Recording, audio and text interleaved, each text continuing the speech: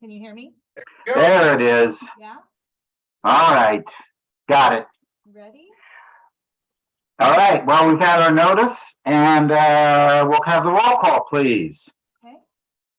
Carl England, Here, Jack Prothero, Jack's here. Mary's just on mute. Terry Cohe. Terry, you're on mute. Here. How could you not hear my lovely voice? I'm here. Bruce Nelson, Bruce, I can't hear Savannah though. So, Bruce, your name has been called. I'm here. Bruce is here. okay. Diane Fladno, can you hear me? Here. Okay, thank you. Yep, here. You're very soft, but I can hear you. All right, we'll work on it. Maggie Peterson, I'm here. Mark Berry, here,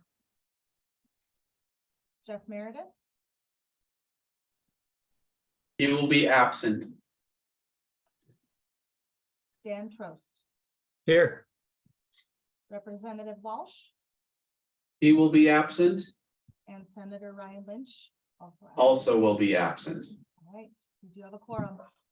Thank you. Any public comments from any of the publics about matters within our jurisdiction? I see no hands raised. I don't know if I do see, but Savannah, if there are hands raised, would you let me know? You have no hands. All righty. Administrative rule adoption. We have a memo, as I understand it. We have been through the process. We had no public comments. At this point, Dan Villa is just a motion to adopt the rule. Correct. It's just Appropriate? a motion to adopt the rule is the rules are appropriate, and then we will get them published on October 7th and effective October 8th. so Mr. Chairman, I'll move the administrative rules. Okay. All right, any discussion? Any public comments? If not, all in favor say aye. Aye. Hi. Any opposed? Motion passes unanimously. Board policy manual. We have the final cleaned up version of a number of policies that were sent to us. And if everyone had a chance to look at them, they did. I hate to say it, I found a couple of minor things. Oh, Did good. anybody else find anything? I think we're afraid to say anything. Okay. Well, they're very minor. So if you would look, please, to 10-163, the loan committee charter. And the last page of that, page 404. H says a written summary of recommendations, decision made, and actions taken by the committee shall be presented to the board at the board meeting following the action. We don't get a written thing, do we? I mean, the committee reports and they report, right? Right. So it should be a summary. A summary, is that all right? Works for me. Okay. All right, the other thing I found is on the next page, 10-217. And it's down in, at the bottom of page 1, where it says the board authorizes the executive director. This is on, investment managers to close an account, open an account, designate staff members to act on behalf of the board. And then it says or, and I think it should say and. You can do all of those things. Correct. Okay, see now how easy this is, so we'll make that change. And I got one more. And it's back in 7710. Approved lenders, and I think there's just a little typo Okay, in A. Which one is that, did you say? 7710.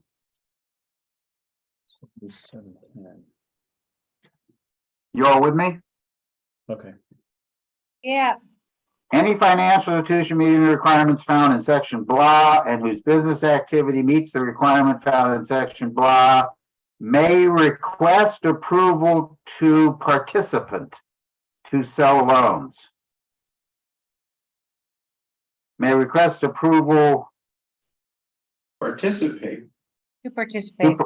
or request approval as a participant? Is that what that's? Or do we just say to participate? Or do we What's the just right say approval to sell loans to the board? Okay, so just get rid of to participate? Yeah, Okay, so those are the only things I found. Okay, Anything Others? else, anything else from anybody? With And those, please- please, Mr. Chairman, know that I did fall out of my chair with your changes as a sign of respect after all of this work we've done on these. as a sign of, I have loved every second of this process. It has I know you been a have, delight. and of course, I think, as you know, it's worked exactly the way we thought it was going to when we started. Yes, yes. This did not take on a life of its own. It was just the way we thought it was gonna work, right? I love it when a plan comes together. Right. Does somebody want to move with those changes, want to move approval of the updated policies? Is So moved, Mr. Chairman. there a second? I'll second. Dan? Dan seconded it. Any further discussion? If not, then before we vote, or any public comment? If not, before we vote, Maggie, you did yeoman's work on this. Yes. Thank you Great very, very work, much. Maggie. Thank you. Yeah, and really amazing. Yes. So, if not, all in favor, say aye. Aye. Aye. Aye. Aye. Any opposed? Motion passes unanimously. Montana property sales. I say, I have a question on the policies now that they've been completed. Are we Yeah. going to get a complete set of all the revised policies now? So what we'll do is we have the binder set here and then you have your binder set at home. If you want to bring the one at home here at our next meeting, we'll just switch them out. So we'll update the versions that are here. You can take those home with you. And then we'll switch the other ones out. So you have a copy here as well. All right, thank you. Yes. And for those who take them home, there will be a quiz.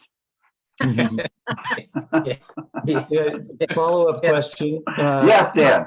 Not because I didn't enjoy this as much as all of you, but how often is this process undertaken, just out of curiosity? Never again, as I think. No sooner than 12 years, 3 months, and 4 days. When did you? Yeah, it was kind of an accident, Dan. Okay. Well, and it probably should be something that's done every, I don't know. I'll leave it up to those of you who will be on the board long-term to decide how often, but, I mean, the history is that it was put together at various times by various people, and then as we started working with it, we finally realized that it was a mess and it needed to be updated. Good to have it done. Yeah, so, all right, anything else? I don't know if I can do this, but I nominate Dan to serve as chair the next time it's done.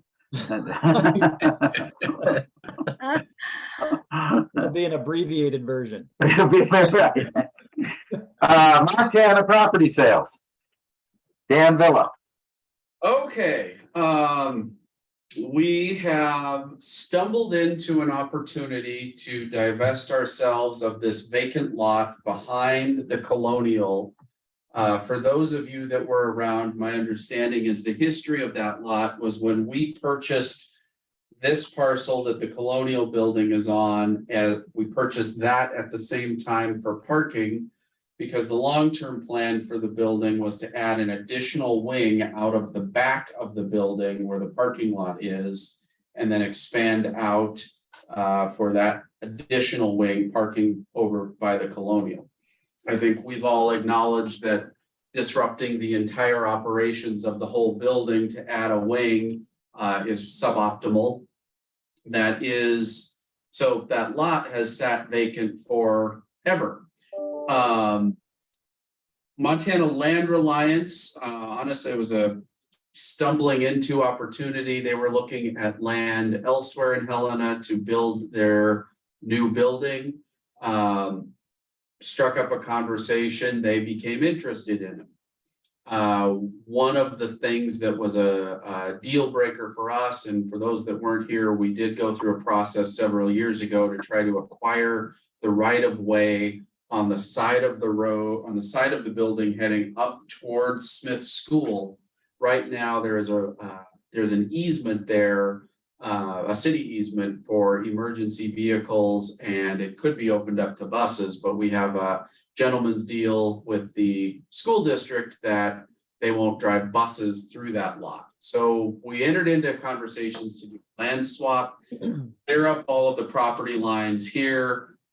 They would get the additional lot, and we wouldn't have to worry about diesel buses driving by our air intake every morning at 8 and every day at 3. Priced out moving that, it was about $150,000. So clearly suboptimal. Anyway, back to the present, Montana Land Reliance was interested. I was in conversations with them about not using that road, but in order to meet fire code, they need to be able to get a fire truck in and out of their office building. We approached the Delta Hotel to see if they could exit out of their parking lot. At which point they put a bid in for the land. So we went from no interest to slight bidding war. Ultimately, where staff is recommending is we adopt the Land Reliance for a number of reasons. One, it's a higher cash offer than what the hotel offered.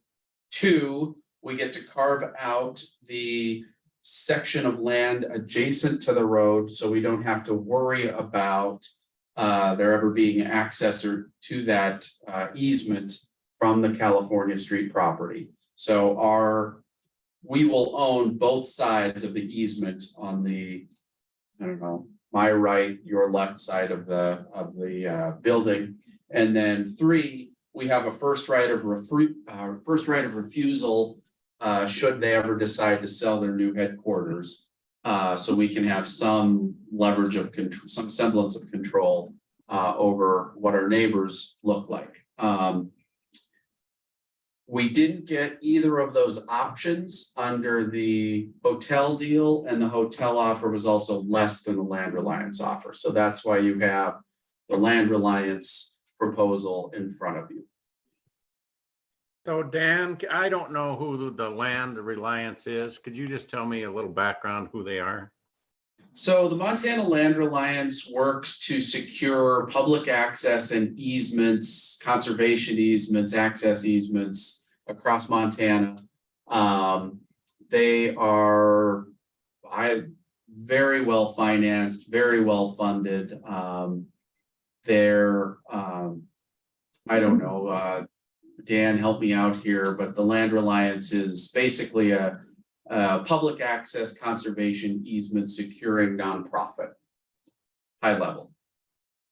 Kind of like the Nature Conservancy, only operating just in Montana. Correct. Well, I don't know if they do operate just in Montana. I don't know that. But I have a question. Dan, does this have to go before the Yes. land board? No, because this is part of the UIP, not a state holding. have a question. Yes, The price of $350,000. So I looked at the buy sell. There wasn't anything about contingent on appraisal. What's the appraisal value for this property? So as part of our valuations of all the Montana properties, we have to go in and every 4 years, is it Peg? Jump in here. We have to get a full appraisal on our properties. In this instance, it appraised for $298,000 in 2020. So we Correct. added in what we sort of market data that Peg can talk to, and we landed at about 319 for current value. And then, of course, you know, you pay me to get more money than things are worth. Unlike Putnam lately, just throwing that out there. So, you know, we were able to get it up to 351 from that original appraisal. And Oh, there he is. Here he comes. Picking a guy when he's Rebuttal. today. Good grief. I'm in here crying, looking at my Bloomberg screen, and you gotta, you know, make it worse. So 298 as of 2020, and then we added 290. some market, or 298, sorry, as of 290. 2020. 290. 290. 290. Okay, Mark, does that answer your question? Yes, it does. Thank you. Okay. Anything else? Dan, I don't know, I presume you probably caught this, there's a typo in here, sorry. But the closing date is 1/3 in next year. But if you look on page 1, 2, 3 of the buy sell and the additional provision, it says the closing date of January 3rd, 2022. Page 3. Right, on the additional provisions on the Oh. third page. It says the closing date of January 3rd, 2022 is dependent on completion of the survey. That should say 2023. Yeah, I mean, that makes sense, yes. You see where I'm looking? No, granted, right? Buyers Says acknowledge. Release date. Carl, are you looking at what says release date? No, I know the release Oh. date. No, at the bottom of that page, so page 1, are you with me, Dan? Page 1. I'm on page 1. Then, and we have a closing date of January 3rd, 2023, right? Yes. Then page 2 is got possession, all that stuff. Then page 3 starts title contingency, I got it. Peg just pointed it out. Oh, and then down at the bottom of that page, it says the closing date. under additional provisions. Oh, yeah. Yep. Typing. Good catch, Right. Carl. Wow. Well, I got, you know, you've made me up my game, Maggie. Star. So what so this is a board decision to sell the property, is that correct? Correct. Montana property buy sell can only be decided by the board under our policies. Okay.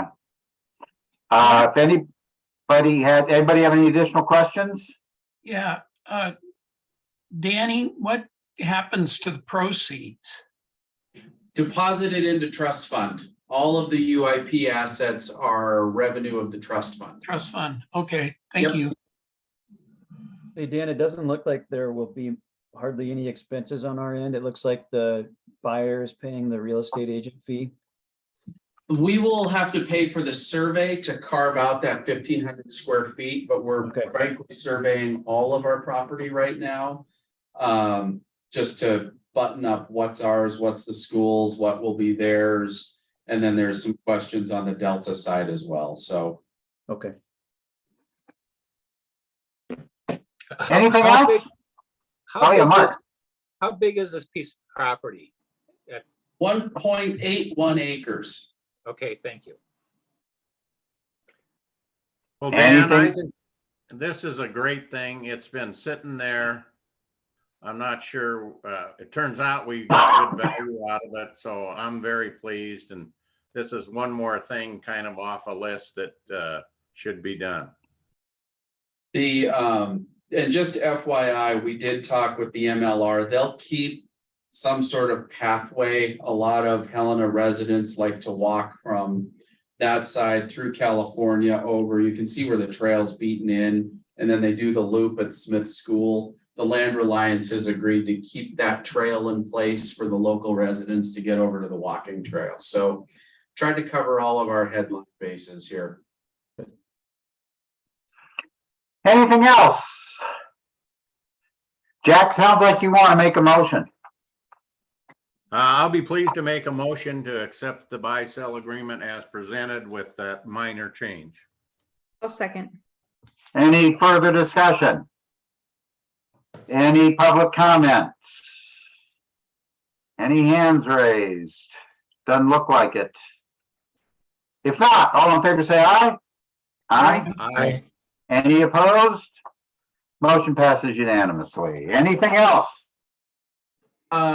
There is round 2 of the down payment assistance loan program up for the governor's consideration now. Went out of the committee last week. As soon as he makes a decision on what the program details will be, we'll need to loop up to adopt that MOU. Like we did on round 1, just that one pager of how much money, and we'll do the accounting and all that sort of stuff. May need to do it before the October meeting, but we'll play that one by ear. Should be a 15-minute, if that, conversation. And then I'm hopeful we can get the agenda finalized today. We might try to make October one day if we can fit it. Just because you guys have been putting in a lot of hours and we're way over budget on per diem again. I think we spent like $250 more this year or something. But that's all. I'll ruin, I told Julie I wouldn't ruin it. We did get the first draft of the SOC audit, no exemptions. Good outcomes there. Legislative auditors started last week. They'll be on site hot and heavy next week. And we will be getting a management letter on the SOC audit regarding security of the 3rd floor, which we're already making progress on. I'll brief you all in October on that. As to the legislative audit, there are evidently new standards or something that required that Maggie and I attend the first meeting. And it went well. Right, Maggie? Did. Yeah. So, I tried not to embarrass us. But we appreciate that. Hey, Dan, any applicants for our open position? Yes, we had 6 applicants. John, Peg, and I will screen this afternoon. We had some that will screen themselves out. Like when you ask for a position of this caliber, please send us a cover letter and a resume, and you just like skip the cover letter, kind of fixes itself. So we will screen today and then possibly shut down the HR meeting to talk about personnel matters in October, so I can just bring you up to speed on where that's at. We do have a new investment analyst starting on not next Monday, but the following Monday.